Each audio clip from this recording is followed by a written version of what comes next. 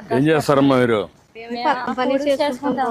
ఇక్కడ కూలి పని ఎన్ని చేస్తున్నారా? నరేగాలో చేస్తున్నారా? ఏప్రిల్ నెలలో చేసామండి, ఉమ్, 2 పూటలు చేసామండి. ఇప్పుడు మే నెల నుంచి 2 పూటలు చేస్తున్నామండి. ఉమ్, జూన్ వరకు చేసుకోమని అన్నారండి. ఉమ్. ఇప్పుడు బాడీ సొంటి అన్ని ఎత్తుకోతున్నాం సార్. మీరు ఎంతమంది అమ్మా ఇంట్లో? మాకు 3 కొడుకులు, ఒక అమ్మాయి అండి. పెళ్ళిళ్ళు అయిపోయి పెద్ద బాబు మన పోయాడు. ఉమ్, ఆ బాబుకి 2 అమ్మాయిలు, ఒక అబ్బాయి అండి. ఉమ్. ఓకే, ఈ ఊరేనా మీది? ఈ ఊరండి మీదమ్మా? మీది ఊరేనా? ఎంతమంది అమ్మా నీకు పిల్లలు? ఏంటమ్మా? బాబు పాపనండి.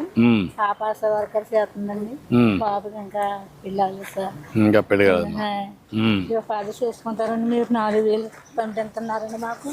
మీకు ఒక ఐడియా ఉందమ్మా పింఛన్ ఎట్లా వచ్చేది అని? 3,000 వచ్చేసారు. మాకు సరిపోయి కదా సార్. మీరు పదవులు రాగానే 1,000 రూపాయలు పెంచారండి. నీకెప్పటి నుంచి పింఛన్ వస్తానమ్మా? ఆయన 10 సంవత్సరాలు, 11 సంవత్సరాలు పోయి అటాక్ వచ్చింది. అప్పటి నుంచి ఇంత మునుపు 200 నుంచి 2,000 చేసినప్పుడు జ్ఞాపకం ఉందా?